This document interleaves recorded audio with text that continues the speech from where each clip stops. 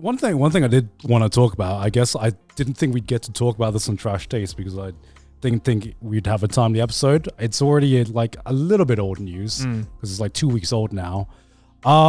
Just seeing the whole fucking submarine. I knew you were gonna bring this up. I mean, I had a feeling in my balls. I mean, it was just so weird seeing that whole event just play out because people like betting if they're like betting money if they're alive. I've never because I've never felt that more felt like so post-apocalyptic. Yeah. I've never felt more in a dystopian fucking society than just seeing that event play out like in like real life in real time, because it wasn't the event itself. What I find interesting is that it just like captured the public's imagination. There's just the way that they do. You want to just briefly? I know everyone knows this, but just so that this episode in like 5 years, someone watches it, understands what the fuck you're talking about.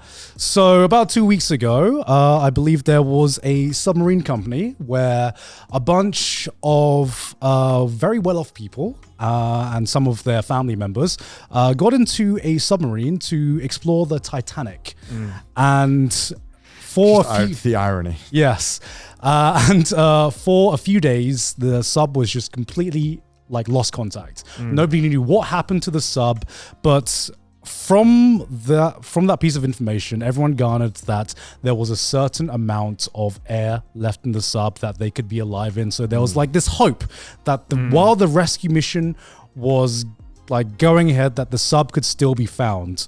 Later turned out that there was a depressurization, and they basically just died instantly. Yeah, it collapsed in on itself. Yeah. That's what found out. But it was in the time period leading up to the wreckage being found that I find fucking fascinating, you know, because there were so many different approaches and so many different reactions to this thing that was happening.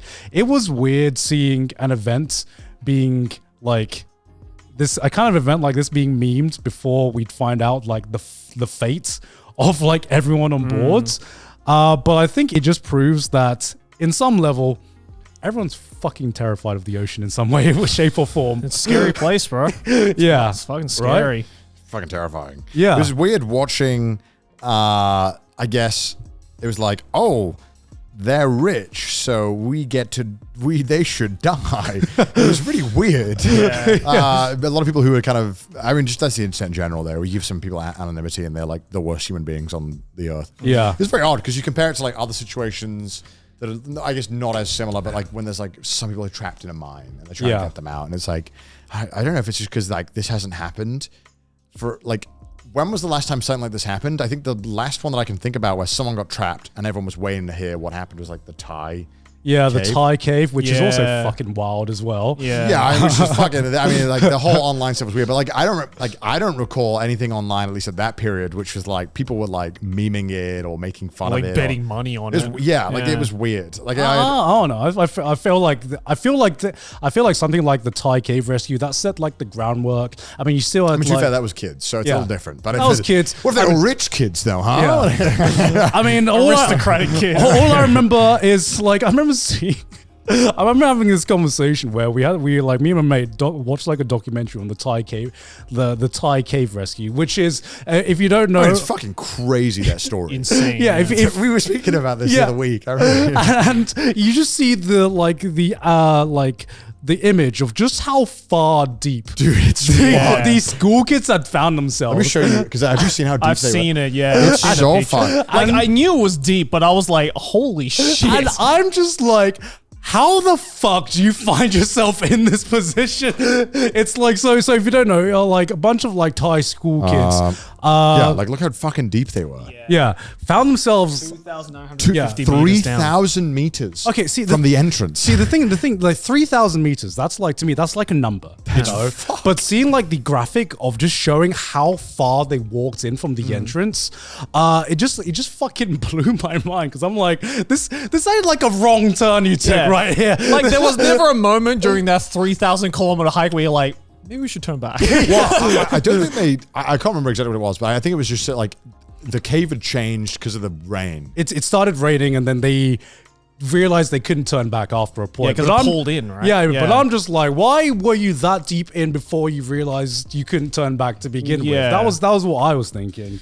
And then they were just like so fucking deep in, and then it was actually like a pretty amazing story where you had the right people at the right time. Just some fucking British bloke. Just some Barry, British happened to be there. He's like, I'm like one of the best cave divers in the world. Yeah. Another biggie. Yeah, Elon Musk called someone a pedophile, and then the kids got rescued. I love how he was like, I'll build a sub to save them. The guy was like, that doesn't make any sense. And he's like, well, you're a pedo. It's like, whoa, what the fuck? What the fuck?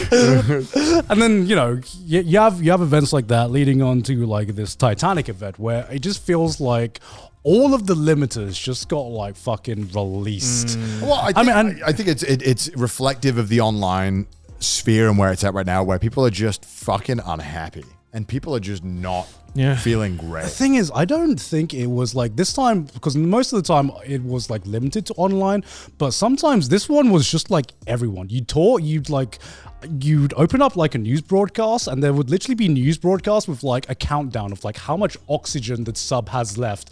And I'm like, what the fuck is this? A game show? like That's fucked it is up. morbid, but I guess like in the news thing, that's like the hook, right? That's the story. Yeah. Check back in again. Come check back in again. It's like, they've got like 12 It's like hours of oxygen. It's like a stamina wheel. Yeah, like in a video. They did this, maybe they didn't have the graphics and the fancy editing. Yeah. They had this with the caves and the thing. They were like, with the Thai cave, I think they had like a few days of oxygen. They were counting that down, right? Because it's just like people want to know what's the hook.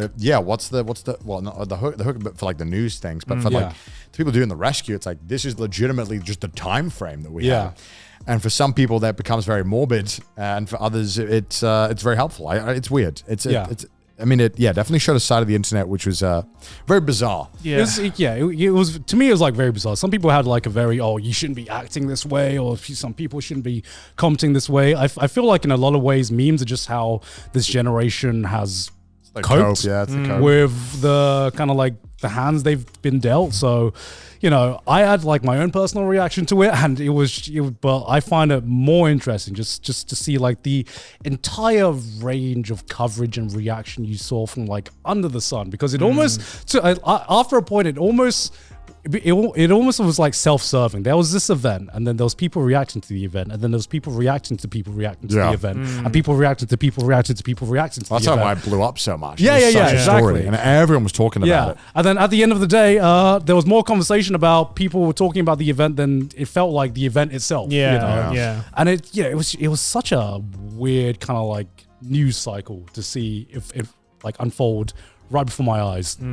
But I guess that's kind of the way like the modern landscape has coped with like big events. Yeah. I mean, the pandemic was the exact same thing, right? Like, just think of the amount of fucking sometimes hilarious, sometimes horribly offensive memes that came out of that, So it's like, I just think that's just how it's going to be. I can't believe. And I'm still in awe that because it was $250,000 a ticket to go to Submarine.